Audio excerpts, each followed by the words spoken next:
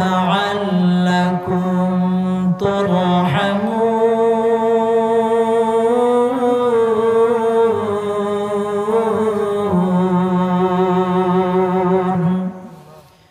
আল্লাহ রাব্বুল আলামিন বলে, ও দুনিয়ার মানুষ, যখন তোমাদের সামনে আমার কিতাব কোরআনের কথা বলা হয়, কোরআনের তাফসীর করা হয়, কোরআন তেলাওয়াত করা হয়, তোমরা দুইটা আদব বজায় রেখে কথাগুলো শোনো। কয়টা? দুইটা আদব। এক নাম্বার, ফাস্তামিউ লাহু, মনোযোগের সহিত শুনতে হবে। কি বলেন?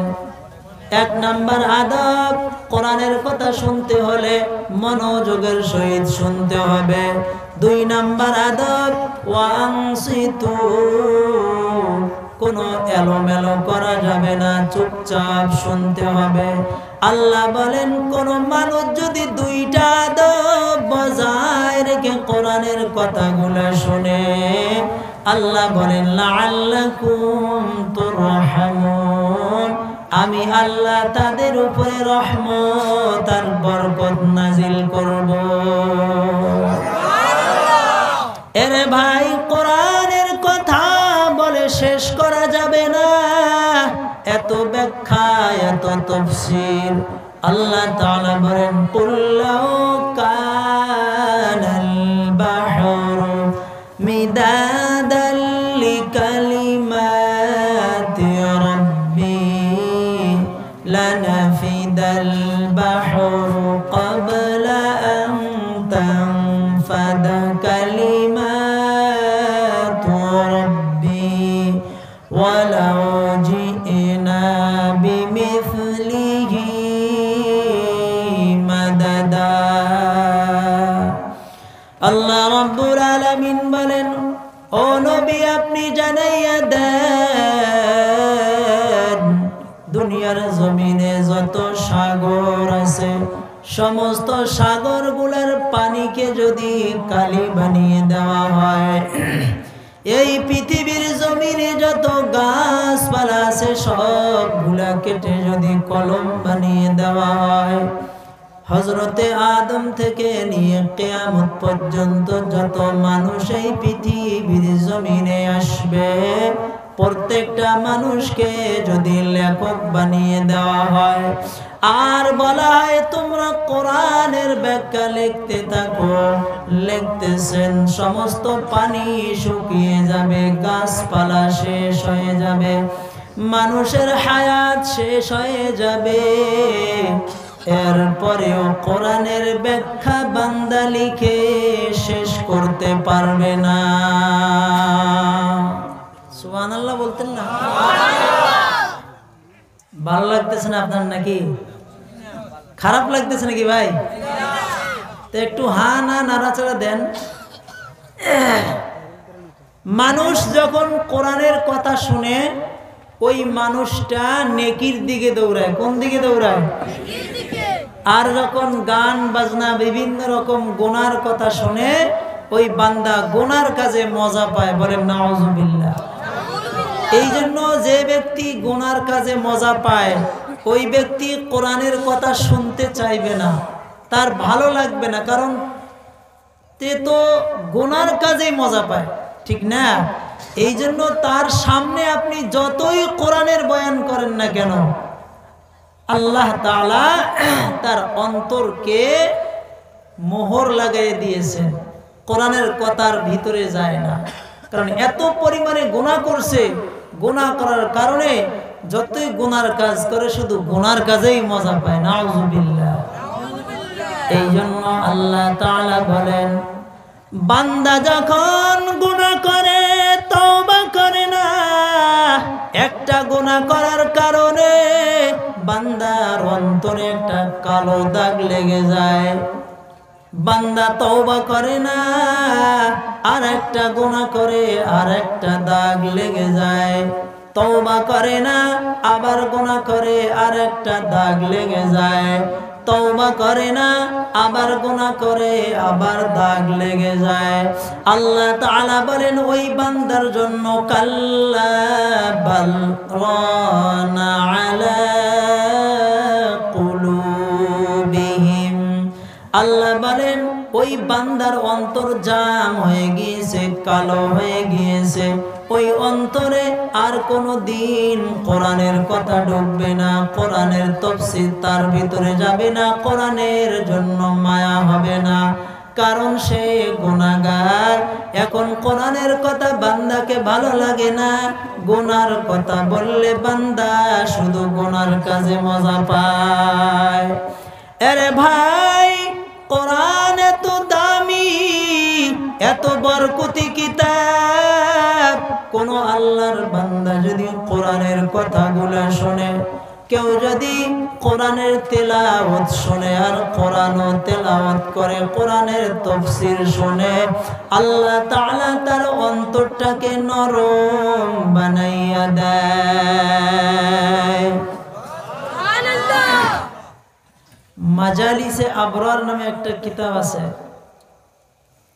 যে কোরআন যে মানুষকে হিদায়াত দেয়, কোরআন মানুষকে নেকির দিকে টানে, এই কথা লিখতে গিয়ে লিখতেছেন একজন বহুত বড় আল্লাহর ওলি ছিল। কে ছিল? আল্লাহর ওলি। আল্লাহর ওলি একদিন রাস্তা দিয়ে হেঁটে যায়, যাওয়ার সময় একজন চোর আল্লাহর ওলির পকেট থেকে চুরি করতে যায়। কি করতে যায়? আল্লাহর ওলি তার হাতটা ধরলেন, ধরার পর আল্লাহর ওলি চোর বেচারাকে বললেন, রে বাবা, তুমি আমার পকেট থেকে কেন চুরি করতেছো? চোর কি বলে জানেন? চোর বলে, আল্লাহর ওলি, আল্লাহ তাআলা তো আপনাদের পকেটে আমাদের রিজিক রেখেছেন। বুঝেন না এই কথা? মানে পাবলিকের রিজিক আমাদের পকেটে, হুজুরদের পকেটে। আল্লাহর ওলি আশ্চর্য হয়ে গেল, কারণ কি? আল্লাহ বলে সমস্ত মানুষের রিজিক আমি আসমান থেকে ব্যবস্থা করি। ওয়ানজালা মিনাস সামাই মা ফাখরাজা বিহি মিনাত সামারাতি রিজকাল লাকুম। আমি আল্লাহ দুনিয়ার মধ্যে যত মানুষ আছে সমস্ত মাখলুকের রিজিকের ব্যবস্থা আমি আসমান থেকে করি। আর এই চোর বলে নাকি আমার পকেটে, ব্যাপারটা কি? সাথে সাথে আল্লাহর ওলি একটা কোরআনের আয়াত শুনাই দিয়েছেন, ওয়া ফিস সামাই রিজকুকুম ওয়া মা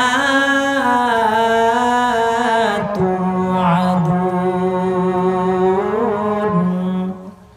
আল্লাহর ওলি বলে, রে বাবা, আল্লাহ তাআলা তোমাদের রিজিকের ব্যবস্থা আসমান থেকে করেছে, তুমি কেন আমার পকেটে চুরি করতে এসেছো?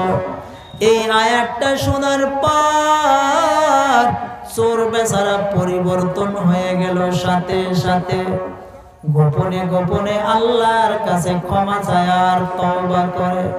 শুইতে যায়, কোরআনের আয়াতটা মাথার ভিতরে ঘোরে আর বলে, আল্লাহ, ভুল করেছি, আমাকে ক্ষমা করে দাও। ওগো আল্লাহ, আমার ভুল হয়ে গেছে, আমাকে ক্ষমা করে দাও। এই কথাটা বারবার বলতে বলতে 3 বছর হয়ে যায়। 3 বছরের মধ্যে আল্লাহর ওলি আল্লাহর ঘর জিয়ারত করার জন্য খানায় কাবায় পৌঁছে গেছেন। সেখানে ওই চোর বেচারাও পৌঁছে গেছেন। আল্লাহর ওলি খানা কাবা তাওয়াফ করতেছেন। হঠাৎ করে ওই চোর বেচারা আল্লাহর ওলির পায়ে পড়ে গেলেন আর বলতেছে, ও আল্লাহর ওলি, আমার ভুল হয়ে গেছে, আমাকে মাফ করে দেন, আমাকে ক্ষমা করে দেন। আল্লাহর ওলি মুরব্বি মানুষ, বুঝতে পারে নাই 3 বছরের ব্যবধান। যেই সময় চুরি করতে গিয়েছিল মুখে দাড়ি ছিল না, 3 বছরের তওবায় এখন মুখে লম্বা লম্বা দাড়ি দেখা যায়। 3 বছর আগে মাথায় টুপি ছিল না, এখন মাথায় টুপি দেখা যায়। 3 বছর আগে পরনে জুব্বা ছিল না, এখন লম্বা জুব্বা দেখা যায়। আল্লাহর ওলি মুরব্বী মানুষ, বুড়া মানুষ চিনতে পারে নাই, আর বলে রে বাবা তুমি কে, আমি তো তোমাকে চিনতে পারলাম না, কেনই বা আমার কাছে মাপ চাও? চোর বলে ওগো আল্লাহর ওলি, আজ থেকে 3 বছর আগে আমি আপনার পকেটে রিজিক তালাশ করার জন্য গিয়েছিলাম, আপনি আমাকে একটা কোরআনের আয়াত তেলাওয়াত করে শোনাইছেন। ও আল্লাহর ওলি, ওই আয়াতটা শোনার পর আমি আল্লাহর কাছে বারবার তওবা করেছি। আল্লাহ তাআলা আমার তওবাকে কবুল করে নিয়ে আজকে ওনার ঘর জিয়ারত করার জন্য বাইতুল্লাহে পৌঁছে দিয়েছে। কোরআনের দাম আছে না নাই? জোরে বলেন। কোরআন যদি শোনো অন্তর নরম হবে, হিদায়াতের দরওয়াজা আল্লাহ তাআলা খুলে দিবে। এরে ভাই, সারাটা জীবন গেল 60 বছর, 70 বছর, 80 বছর পর্যন্ত হয়ে যায়, যেই কোরআনটা আল্লাহ তাআলা আমাদের গাইডলাইন হিসাবে নাজিল করেছে, বরকতি একটা কিতাব। এই 60-70 বছরে কেউ একদিনও ঠিক মতো কোরআনকে নিয়ে চর্চা করে না, কোরআনকে তেলাওয়াত করার চেষ্টা করে না। আমরা আগে শুনতাম আমাদের ঘরে ঘরে ফজরের নামাজ পড়ে মহিলারা কোরআন তেলাওয়াত করত, মানুষ যারা থাকতো তারাও ঘরের ভিতরে সকাল সকাল কোরআন তেলাওয়াত করত। কিন্তু আজকে দেখা যায় ওই আওয়াজটা আর গ্রামগঞ্জে নাই। তার কারণ মানুষ কোরআন থেকে দূরে, ঠিক কিনা? এ ভাই, আপনি যত কোরআনের সাথে সম্পর্ক রাখবেন আল্লাহ তাআলা তত আপনাকে শান্তি দান করবেন। এই কোরআনের সাথে সম্পর্ক করতে হলে আলেম ওলামার সাথে সম্পর্ক রাখতে হবে, ইমাম মুয়াজ্জিনের সাথে সম্পর্ক রাখতে হবে। যত আপনি সম্পর্ক রাখবেন ততই আপনি কোরআনওয়ালা আল্লাহ বানিয়ে দিবেন। আল্লাহ রাব্বুল আলামিন বলেন, ওয়াত্তাকু ইয়াওমান তুরজাউনা ফীহি ইলাল্লাহ সুম্মা তুওয়াফফা কুল্লু নাফসিন মা কাসাবাত ওয়া হুম লা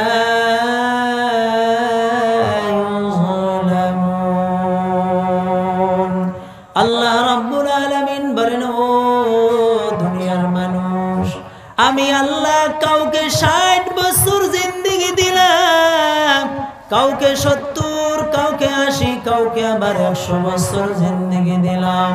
এরে ভাই, আল্লাহ তাআলা বলেন এই দুনিয়ার জমিনে আমি পাঠাইলাম ওই 60 বছর 70 বছর জিন্দেগি দিয়ে।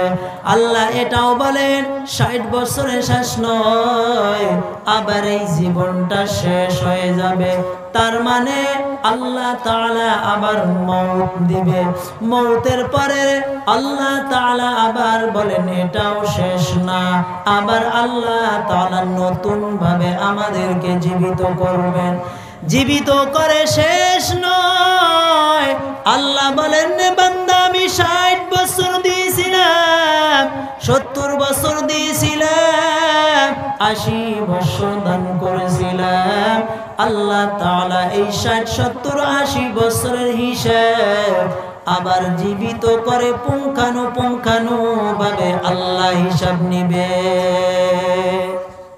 কি বলেন? আল্লাহ হিসাব নিবেন। আবার আল্লাহ তাআলা আয়াতের মধ্যে বলেছেন, এই খবরটা যখন মায়ার নবী মক্কাবাসীদেরকে শোনাইয়া দিলেন, কি খবর ও দুনিয়ার মানুষ, এখন দুনিয়ার জমিনে আছি, একদিন মরতে হবে, মরার পর আবার আল্লাহ তাআলা জীবিত করে আবার হিসাব নিকাশ নিবে। এই কথাটা মক্কার মানুষের কাছে যখন এলান করলেন, মায়ার নবী যখন এলান করলেন, এই কথা বলার পর মক্কার মানুষের ভিতরে তিনটে দল হয়ে গেল। কয়টা? জোরে বলেন। তিনটা দল। এক নাম্বার দল মৌতকে বিশ্বাস করে মরতে হবে, কিন্তু মরার পর আবার যে জীবিত হবে এটা বিশ্বাস করে না। আপনারা বিশ্বাস করেন তো? আবার জীবিত হবেন? কে জীবিত করবে? আল্লাহ করবে। দুই নাম্বার দল সন্দেহ, হইতেও পারে আবার আল্লাহ জীবিত করতেও পারে, নাও করতে পারে। নাউজুবিল্লাহ বলেন। তিন নাম্বার দল, তারা বলল মুহাম্মদ, আল্লাহ তো বলেছেন কুল্লু মান আলাইহা ফান ওয়া ইয়াবকা ওয়াজহু রাব্বিকা যুল জালালি ওয়াল ইকরাম। আল্লাহ তো বলেছেন এই দুনিয়া থাকবে না, দুনিয়া ধ্বংস হয়ে যাবে, শুধু একমাত্র সম্মানের অধিকারী আল্লাহ তাআলা বেঁচে থাকবে।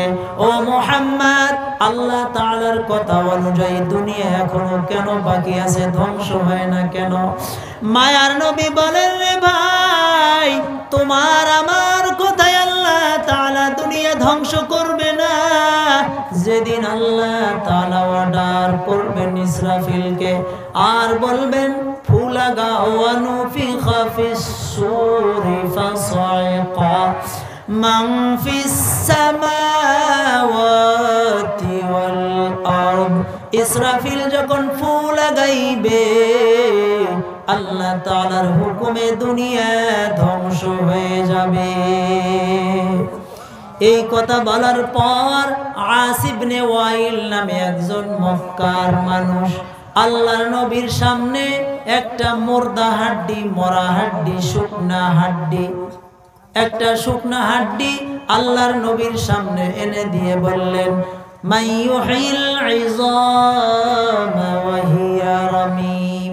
ও মুহাম্মদ, বলো তো দেখি আল্লাহ তাআলা এই হাড্ডি থেকে কি আবার জীবিত করবে নাকি? আল্লাহর নবী বলেন, রে ভাই, ও আস ইবনে ওয়াইল, শুনে নাও, এই হাড্ডি যদি মাটিও হয়ে যায়, হাড্ডি যদি পাউডার হয়ে যায়, এরপরেও আল্লাহ তাআলা এই হাড্ডি থেকে পুনরায় জীবিত করবে। ইমামে মালিক রহমতুল্লাহি আলাইহি, চার ইমামের এক ইমাম, আল্লাহর কাছে দুইটা হাত বাড়াইয়া দোয়া করলেন আর বললেন, আল্লাহ, আমার মরণ কোন দিন হবে একটু জানতে চাই, বলেন তো দেখি আজ পর্যন্ত কেউ কি এইরকম দোয়া করেছেন? বুঝেন নাই কথা? কেউ কি এইরকম দোয়া করেছেন, আল্লাহ আমি কোন দিন মরবো একটু জানতে চাই, এইরকম দোয়া কেউ করেছেন? কেউ করি নাই। ইমামে মালিক জামানার ইমাম আল্লাহর কাছে দোয়া করেন, দেখছেন কার কেমন মস্তিষ্ক। আমরা তো টাকা পয়সা নিয়ে চিন্তা করি, দুনিয়াতে কয়টা গাড়ি বানাবো, কয়টা বাড়ি বানাবো, কতটুকু মাল কামাইবো, ঠিক না? আল্লাহওয়ালারা এই ধান্দা নাই, তাদের ধান্দা কিভাবে আল্লাহকে দেখতে পায়, কিভাবে মায়ার নবীকে স্বপ্নে দেখতে পায়, কিভাবে জান্নাত জাহান্নাম দেখতে পায়, সব সময় এই চিন্তায়, ঠিক না? বলেন তো দেখি কে কতদিন এই চিন্তা করেছেন সুন্দর বিছানায় ঘুমাইয়া যে আমি আল্লাহর নবীকে স্বপ্নে দেখতে চাই? আছেন? থাকবো কিছু মানুষ, ঠিক না? আরে ভাই, মানি না আল্লাহর আদেশ, মানি না রাসূল, কোন সাহসে দেখতে চাই নবীর মহান নূর, ঠিক না? মানি না আল্লাহর আদেশ, মানি না রাসূল, কোন সাহসে দেখতে চাও নবীর মহান নূর। সারা রাত্রি নেশায় লিপ্ত, রজনী হলো ভুল, কোন সাহসে দেখতে চাও নবীর মহান নূর। রাতের বেলা নেশা খাইয়া ঘুমাই, সুন্নত নাই, সুন্নতের ঘুমানিও নাই রে ভাই। ও যুবক ভাই, মুসলমানের যুবক সন্তান, রাতের বেলা যখন ঘুমায় সে ইংলিশ হইয়া ঘুমায়, বোঝেন নাই? রাতের বেলা ঘুমাইবে, সুন্দর লুঙ্গি পরবে, পায়জামা পরবে, সুন্দরভাবে সুন্নতি ঘুমাইবে, কিন্তু সন্তান রাতের বেলা খানাটা খাইয়া হাফ প্যান্ট পরে ঘুমায়। আরে ভাই, সুন্নত নাই, ফজরের নামাজও নাই, সকালবেলা 10টার সময় ঘুম থেকে ওঠে, ঠিক না? 10টার সময় ঘুম থেকে উঠে সে এখন মডার্ন হয়ে গিয়েছে, একটা বেরাস নেয় আর রাস্তায় এই হাফ প্যান্ট পিন্দে হাঁটে আর বেরাস করে, কারণ বাথরুমে গিয়েও বেরাস করে শান্তি নাই। রাতের বেলা ন্যাংটা ঘুমায়, সকাল বেলা ন্যাংটা দাঁত বেরাস করে। বলেন তো এই অবস্থায় নবীকে দেখা যাবে নাকি? আরে ভাই, এটা তো দূরের কথা, আল্লাহ না করুক কার মরণ কোন সময় হয় বলা যায় না, না বলতে পারেন? আল্লাহ না করুক রাতের বেলা যদি আমার এই অবস্থায় মরণ হয়ে যায়, আমি ন্যাংটা, বলেন তো দেখি এটা ভালো মরণ হবে নাকি? এ ভাই, ইমামে মালিক রহমতুল্লাহি আলাইহি দুইটা হাত বাড়াইয়া আল্লাহর কাছে দোয়া করলেন আর বললেন, আল্লাহ, আমার মরণটা কোন অবস্থায় হবে, কোন দিন হবে একটু জানতে চাই। রাতের বেলা ইমামে মালিক রহমতুল্লাহি আলাইহি ঘুমাই গেলেন বিছানায়। ঘুমের ঘরে স্বপ্নে আল্লাহর নবী, বিশ্ব নবী রাহমাতুল লিল আলামিন 5টা আঙ্গুল দেখাইলেন। কয়টা? জোরে বলেন। 5টা আঙ্গুল দেখাইলেন। ইমামে মালিকের ঘুম ভেঙে যায়, আশ্চর্য হয়ে যায়, টেনশনে পড়ে যায়। 5 আঙ্গুল মানে কি? তার মানে 5 দিন মনে হয় বাঁচব। 5টা আঙ্গুল মানে 5 ঘন্টা বাঁচব। 5টা আঙ্গুল মানে 5 বছর বাঁচব। 5টা আঙ্গুল মানে 5 মিনিট বাঁচব। কোনোই বুঝতে পারলো না, টেনশন শুরু হয়ে গেল। খাদেমকে বললেন, রে খাদেম, যাও জমানার সবচেয়ে বড় যে স্বপ্নের ব্যাখ্যা দেয় আল্লামা ইবনে সিরিন রাহমাতুল্লাহি আলাইহি, এ খাদেম ওই ইবনে সিরিনের কাছে যাও, ওনাকে গিয়ে আমার স্বপ্নের কথা বলো, তবে ওনাকে আমার নাম বলবে না। এই রকম গিয়ে বলবে যে আল্লাহর নবী 5টা আঙ্গুল দেখাইছে। তার মানে কি? খাদেম দৌড়াইয়া ইবনে সিরিনের কাছে গিয়ে বললেন, ও জামানার সবচেয়ে বড় স্বপ্নের ব্যাখ্যা দেনেওয়ালা আল্লামা ইবনে সিরিন, বলেন তো অমুক একজন মানুষ রাতের বেলা মায়ার নবী তাকে 5টা আঙ্গুল দেখাইছে, এর কি ব্যাখ্যা হবে? ইবনে সিরিন বললেন, রে ভাই, যে ব্যক্তি স্বপ্নে দেখেছে তার নামটা বলে দাও। খাদিম বলে, নাম বলা যাবে না, নাম বলা নিষেধ।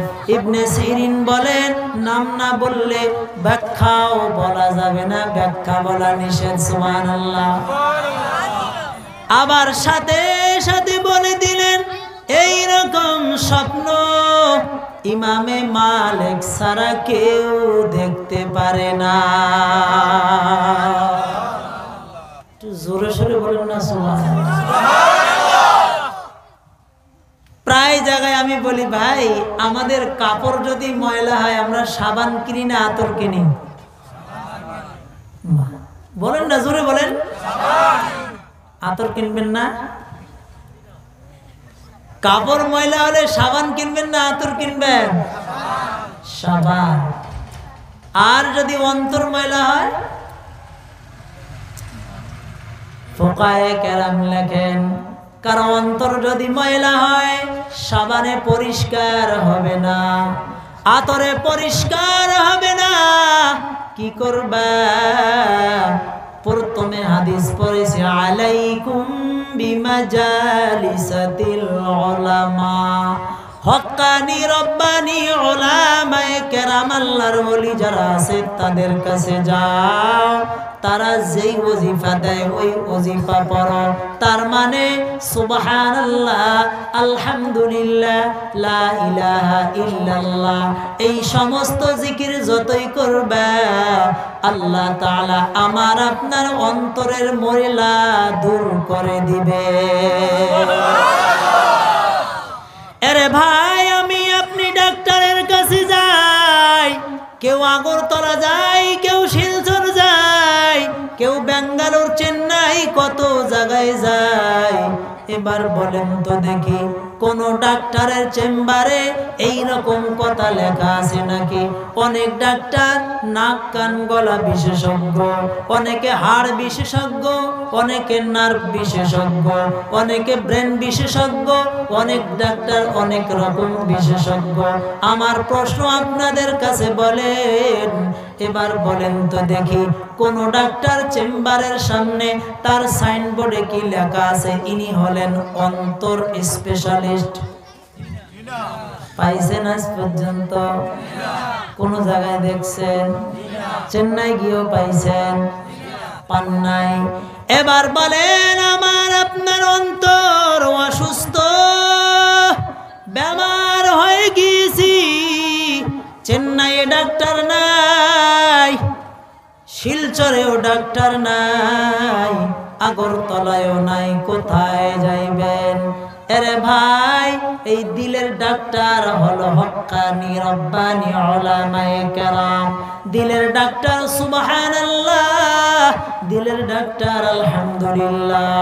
হক্কানি রব্বানি উলামায়ে কেরামের কাছে যদি যাও তারা যেই পরামর্শ দেয় ওই পরামর্শ অনুযায়ী চলাফেরা করলে আল্লাহ তাআলা আমার আপনার অন্তরকে সুস্থ বানাইয়া দিবে।